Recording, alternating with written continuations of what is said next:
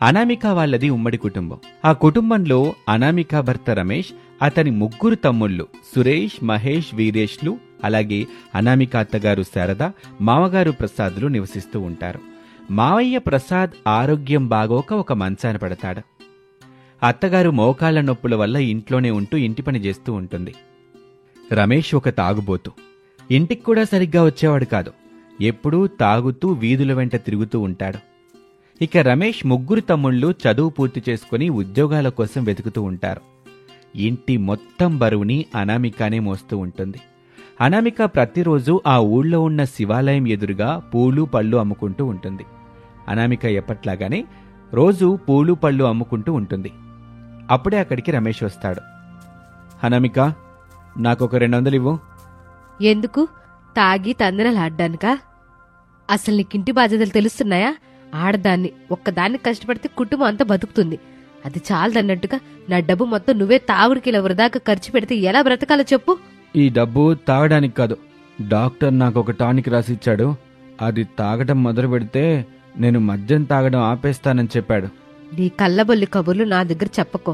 అయినా ఇంకా బోని కూడా కాలేదు. నా దగ్గర డబ్బు లేదు, నేనివ్వను. అనామిక చెప్పిన మాటలకి రమేష్కి కోపం వస్తుంది.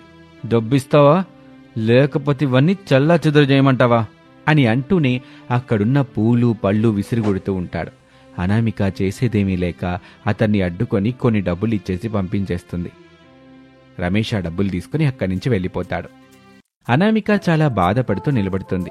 ఇంతలో రమేష్ తమ్ముళ్ళు సురేష్, మహేష్ అక్కడికి వస్తారు. వదినా, నాకు జాబ్ కన్ఫర్మ్ అయింది. 20 రోజుల్లో జాయిన్ అవ్వమని చెప్పారు. ఈ 20 రోజులు నువ్వు ప్రశాంతంగా ఉండు. మేమే ఈ వ్యాపారాన్ని చూసుకుంటావు వదినా. ఆ తర్వాత నువ్వు పర్మనెంట్గా ఇంట్లోనే ఉండొచ్చు. ఆ మాట అన్నారు, అది చాలు. ఇప్పుడంటే మీకు పెళ్లిళ్ళు కాలేదు కనుక ఇలా మాట్లాడుతున్నారు. రేపు పెళ్లిళ్ళు అయిన తర్వాత పొరపాటు మీరు వేరే కాపురం పెడితే మళ్ళీ నేను ఇదే పని చేసుకోవాలి. అప్పుడు మీ భార్యలు మమ్మల్ని చూస్తావంటే ఎందుకు ఒప్పుకుంటారు? అలా అసలు ఒప్పుకోరు. నాకు ఓపికన్నంతకాలం ఇలాగే చేస్తాను. ఆ తర్వాత భగవంతుని దయ, మీ అన్నయ్య మనసు మారి కుటుంబానికి అండగా ఉంటే మనకి కష్టాలే ఉండేవి కాదు కదా. ఆ మాటలకి వాళ్ళు చాలా బాధపడుతూ అక్కడే ఉండి ఆమెకు సహాయం చేస్తూ ఉంటారు. ఇక వాళ్ళు పనులు ముగించుకొని తర్వాత ఇంటికి చేరుకుంటారు. రాత్రి సమయం అవుతుంది. రమేష్ ఇంకా ఇంటికి రాలేదని అనామిక చాలా బాధపడుతూ ఉంటుంది. తాగి ఎక్కడ పడిపోయాడోనని తమ్ముళ్ళు 3 రమేష్ని వెతకటానికి వెళ్లారు. ఇంతలో రమేష్ రోడ్డుపైన తాగి పడిపోయి ఉంటాడు. వెంటనే అతన్ని తీసుకుని ఇంటికి చేరుకుంటారు. ఇల్లు చేరిన తర్వాత అతని మీద నీళ్లు పోస్తారు. కొంచెం స్పృహలోకొచ్చిన తర్వాత, ఇలా ఎంతకాలమని తాగుతూ తిరుగుతూ ఉంటావన్నయ్యా, ఇదేం పద్ధతిగా లేదు. ఇప్పుడు మాకు ఉద్యోగాలు వచ్చాయి. మేము ఇంట్లో నుంచి వెళ్ళిపోతున్నాం. అమ్మా నాన్నని తీసుకుని వెళ్ళిపోతాం. వెళ్ళిపోండి. మొన్నటిదాకా మీరేమన్నా నన్ను పోషించారా? నా భార్యే కదరా నన్ను పోషించింది. మిమ్మల్ని కూడా తనే పోషించింది. అది మర్చిపోకండి. అవును, కుటుంబం మొత్తాన్ని వదినే పోషించింది. ఇంకా ఎంతకాలం ఆమెకి ఇబ్బందికరంగా ఉంటాం. అందుకే మేమందరం బయటికి వెళ్తున్నాం. అందుకు రమేష్ ఏమీ మాట్లాడకుండా ఉంటాడు. ఆ మరుసటి రోజు రమేష్ మళ్లీ తాగడానికి అనామిక దగ్గర డబ్బు తీసుకుని వెళ్ళిపోతాడు. అతనలా వెళ్ళిపోయిన తర్వాత సురేష్, మహేష్ ఇద్దరూ అనామికతో మాట్లాడతారు. అందుకు అనామిక సరే అంటుంది. 20 రోజులు గడిచిన తర్వాత సురేష్, మహేష్ ఇద్దరూ అన్నీ సర్దుకొని తల్లిదండ్రుల్ని తీసుకుని వేరే కాపురానికి వెళ్ళిపోతారు. వాళ్ళు వెళ్ళిపోయిన రాత్రి వీరేష్ రమేష్ని వెతుక్కుంటూ వెళ్తాడు. రమేష్ ఒక చోట కనబడతాడు. వెంటనే అతన్ని తీసుకుని ఇంటికి చేరుకుంటాడు. అనామిక అతనికి భోజనం తినిపిస్తుంది. అతను హాల్లోనే నిద్రపోతాడు. ఆ తర్వాత అనామిక వాళ్ళు కూడా నిద్రపోతారు. ఇక ఆ మరుసటి రోజు ఉదయం రమేష్ నిద్రలేస్తాడు. ఇంట్లో ఎవరూ కనిపించకపోవటంతో, ఏంటి ఇల్లంతా బోసిపోయింది, ఇంట్లో ఎవరూ లేరా అని అందర్నీ పిలవటం మొదలు పెడతాడు. కాని ఎవ్వరూ పలకరు. అప్పుడే గుణ్నించొచ్చిన అనామికాని చూసి, ఏంటి ఇంట్లో ఎవరూ కనిపించడం లేదు, ఎక్కడికెళ్లారు? చెప్పారు కదా, వాళ్ళకి ఉద్యోగాలు వచ్చాయి. ఇక వాళ్ళు వెళ్ళిపోయారు. అందరూ వెళ్ళిపోయారు. ఇక నువ్వు, నేను, వీరేష్ మాత్రమే మిగిలాం. ఆ మాటలకు రమేష్ ఏవి మాట్లాడకుండా అలాగే ఉండిపోతాడు. నువ్వేంటే గురించి అప్పుడే వచ్చేసావు? టైం ఇప్పుడు మధ్యాహ్నం 2 గంటలవుతుంది. మీరు తప్పతాగి పడుకున్నారు. చూడండి, ఇదివరకులాగా లేదు. ఇప్పుడు మొత్తం అంతా మారిపోయింది. మీరు కొంచెం బాధ్యతగా ఉండాలి. తప్పకుండా ఉంటానులే గాని ఓ 200 ఇవ్వు. నా దగ్గర డబ్బులు లేవు. సరిగ్గా నేను తిండి పెట్టడం లేదని మన 3 పిల్లల్ని హాస్టల్లో వదిలిపెట్టొచ్చాను. ఈరోజు వాళ్ళ దగ్గరికి వెళ్ళాను. వాళ్ళకి హాస్టల్ ఫీజు కట్టి పిల్లల చేతిలో కొంత డబ్బులు పెట్టొచ్చాను. మంచి పని చేసావులే, పిల్లల దగ్గరికి వెళ్ళి. సర్లే అయితే అని అక్కడి నుంచి బయటకు వచ్చి పిల్లల హాస్టల్ దగ్గరికి వెళ్తాడు. పిల్లలు అతన్ని చూడ్డానికి వస్తారు.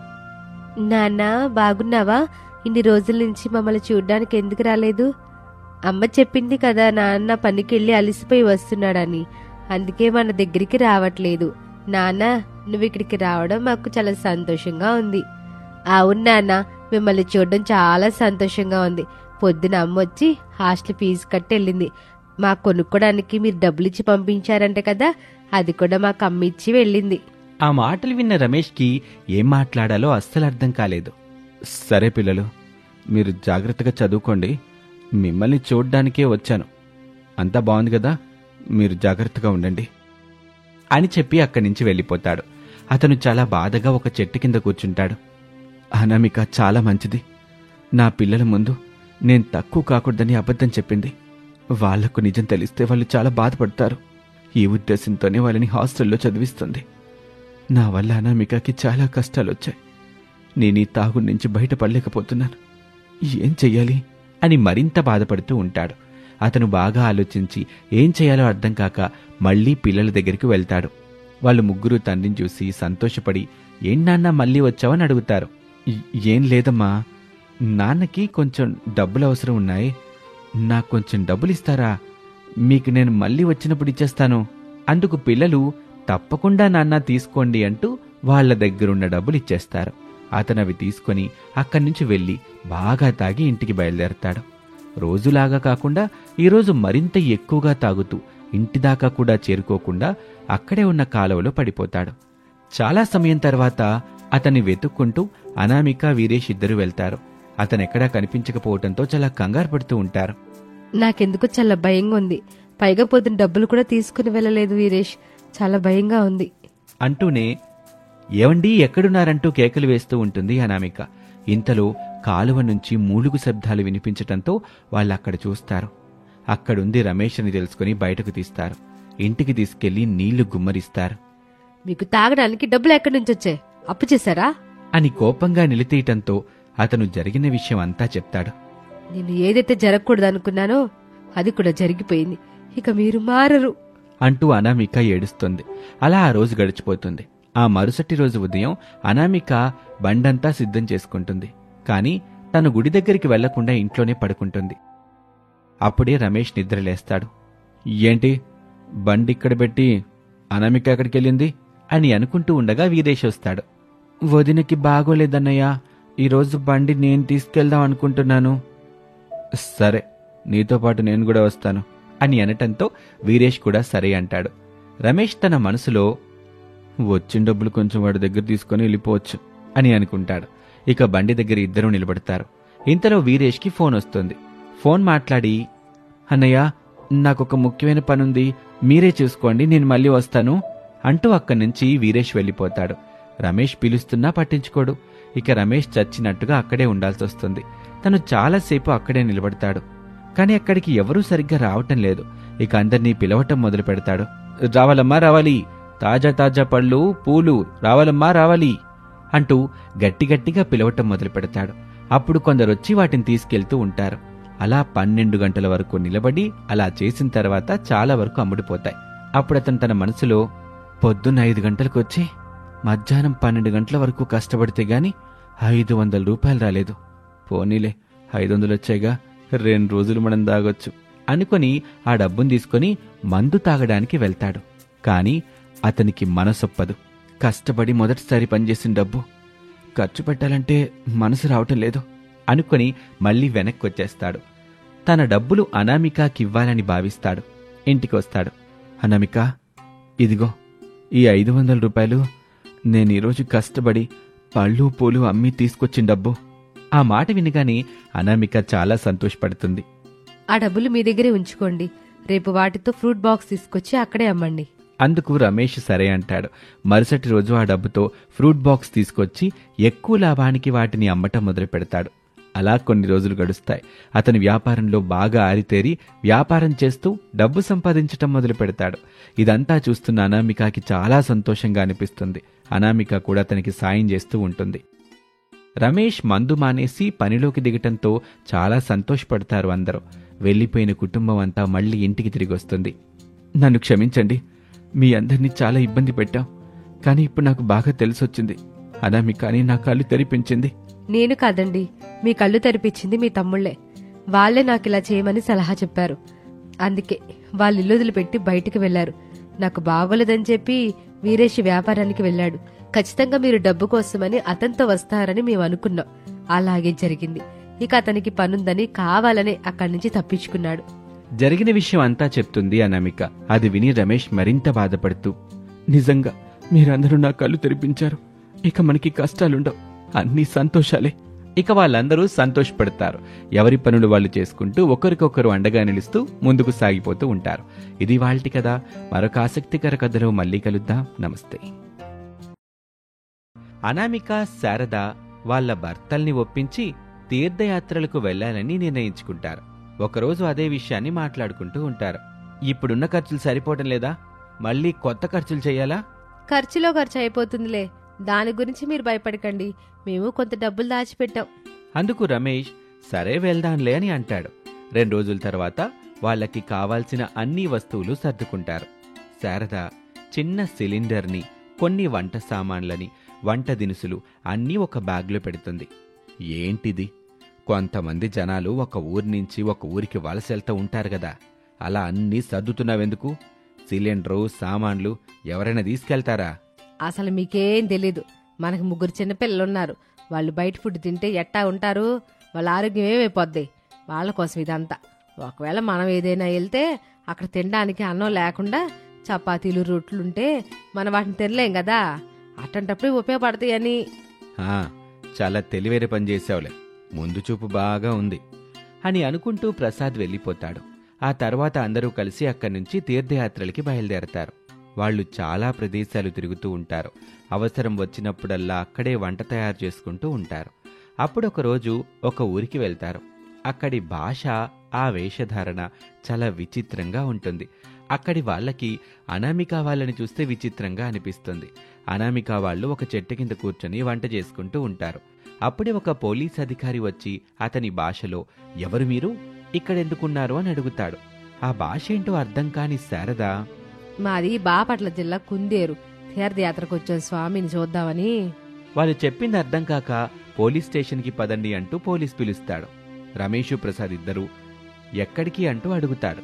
కాని అవేమీ అర్థం కాక వాళ్ళని పోలీస్ స్టేషన్కి తీసుకుని వెళ్తారు. ఏంటండి అలా మోగుమొద్దులో కూర్చున్నారు? వాళ్ళు మనం దొంగలనుకుని పోలీస్ స్టేషన్ తీసుకొచ్చినట్టున్నారు.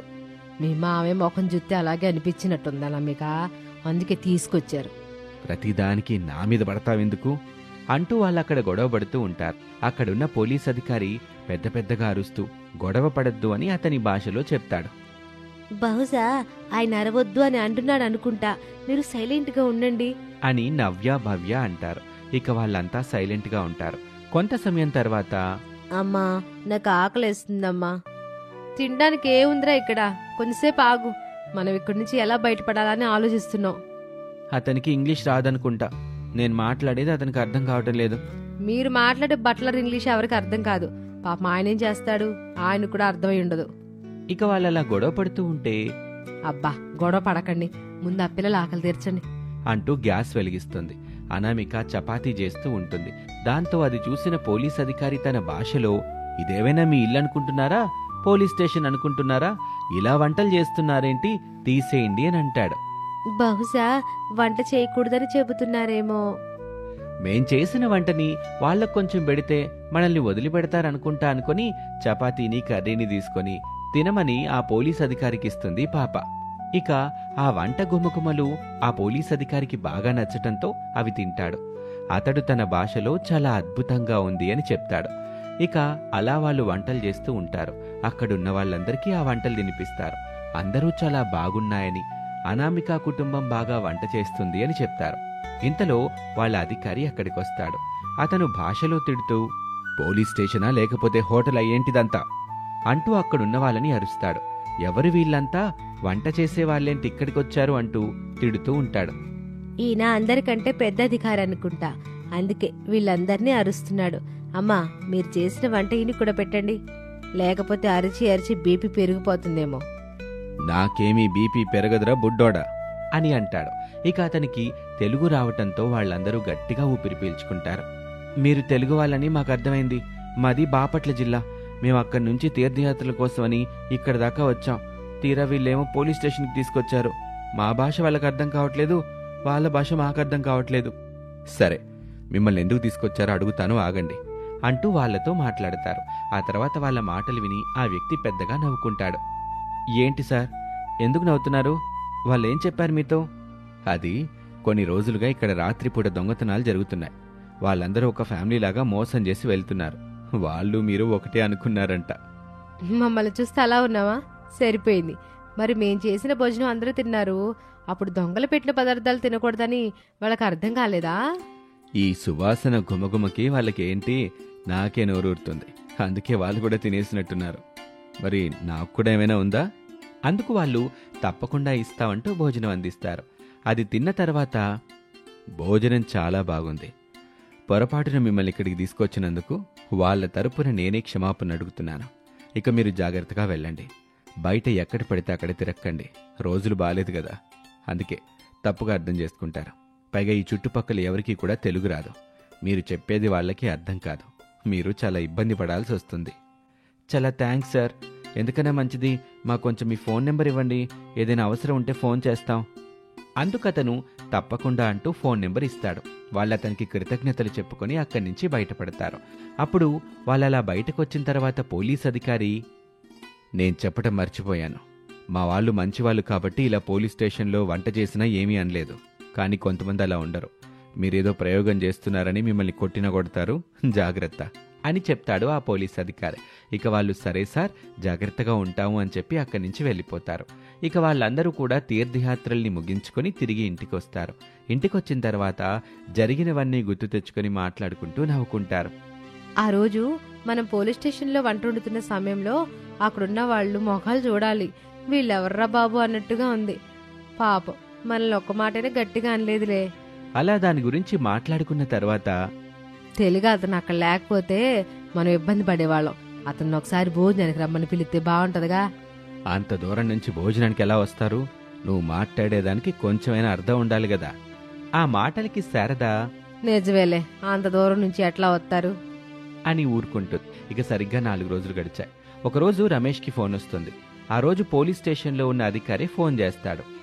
రమేష్, మేము ఒక 2 రోజుల్లో మీ ఊరికి రావాల్సి ఉంటుంది. నాకు మీ ఊరికే ట్రాన్స్ఫర్ అయింది. అక్కడ మాకు హెడ్ క్వార్టర్స్ ఇచ్చారు, కానీ అంత సౌకర్యంగా లేదు. ఎక్కడైనా అద్దెకి ఇల్లుంటే చెప్పు. తప్పకుండా సార్, చెప్తాను. నాకు రోజు టైం ఇవ్వండి అని అంటాడు రమేష్. ఇక వాళ్ళ కోసం ఇల్లు దొరుకుతుందేమోనని వెతకటం మొదలు పెడతాడు. ఒక మంచి ఇల్లు దొరుకుతుంది. ఇక ఆ ఇంటి గురించి మాట్లాడి వెంటనే ఆయనకి ఫోన్ చేస్తాడు. సరే అయితే మేము అక్కడికి డైరెక్ట్గా షిఫ్ట్ అయిపోతాం అని మాట్లాడుకొని ఆ తర్వాత అక్కడికి షిఫ్ట్ అవుతారు.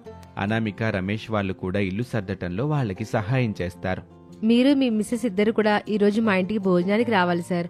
మేము ఎప్పటి నుంచో అనుకుంటున్నాం మిమ్మల్ని భోజనానికి పిలుద్దామని, కానీ అంత దూరం నుంచి రాలేరు కదా అని చెప్పి మేము పిలవలేదు. ఇప్పుడు మీకు ఇక ట్రాన్స్ఫర్ అయింది కదా, మాకైతే చాలా సంతోషంగా ఉంది. నాకు కూడా చాలా సంతోషంగా ఉంది. ఊర్లో తెలిసిన వాళ్ళుండటం. తప్పకుండా వస్తాం అని అధికారి అంటాడు. ఇక అనామిక, రమేష్ ఇద్దరూ అక్కడికి వెళ్లి జరిగిన విషయం అంతా అత్తగారికి చెప్తారు. ఆమె చాలా సంతోషపడుతుంది. అనామిక, శారద ఇద్దరు కూడా వాళ్ల కోసం వెంటనే వంటల్ని సిద్ధం చేస్తూ ఉంటారు. కొంత సమయానికి ఆ అధికారి భార్య ఇద్దరూ భోజనానికి వస్తారు. వాళ్ళు ఇల్లంతా చూసి చాలా బాగుందంటూ మెచ్చుకుంటారు. అసలు మీకు ఇక్కడ ఫ్రెండ్ ఉన్నాడని నాకు ఇంతవరకు చెప్పలేదు. వీళ్ళు మీకు ఎంతకాలంగా తెలుసు? ఆ మాట వినగానే ఆ కుటుంబం అంతా పెద్దగా నవ్వుకుంటుంది. ఆమెకేమో ఏమీ అర్థం కాలేదు. ఎందుకు నవ్వుతున్నారు? మా పరిచయం ఈ మధ్య కాలంలోనే జరిగింది, అది కూడా ఒక పోలీస్ స్టేషన్లో అంటూ జరిగిన విషయం మొత్తం చెప్తాడు. వాళ్ళ పరిచయం గురించి వాళ్ళ భార్యకు చెప్తే ఆమె చాలా పెద్దగా నవ్వుకుంటుంది. పోలీస్ స్టేషన్లో వంటలు చేయడం అంటే చాలా గొప్ప విషయం తెలుసా? ఇంకా నయం, వాళ్ళు మిమ్మల్ని అంతటితోనే వదిలిపెట్టేశారు. లేదంటే పెద్ద సమస్యలోనే ఇరుకుపోయేవాళ్ళు మీరు. ఆ మాటకి అనామిక, వాళ్ళు సమయానికి మీ భర్త వచ్చారు కాబట్టి సరిపోయింది, లేదంటే మా పరిస్థితి ఎలా ఉండేదో ఏమో అంటూ నవ్వుకుంటారు. ఇక అలా 2 కుటుంబాల వాళ్ళు మంచి స్నేహితులుగా కలిసిపోతారు. ఇది వాళ్ళటి కథ. మరొక ఆసక్తికర కథలో మళ్ళీ కలుద్దాం. అంతవరకు సెలవు. నమస్తే.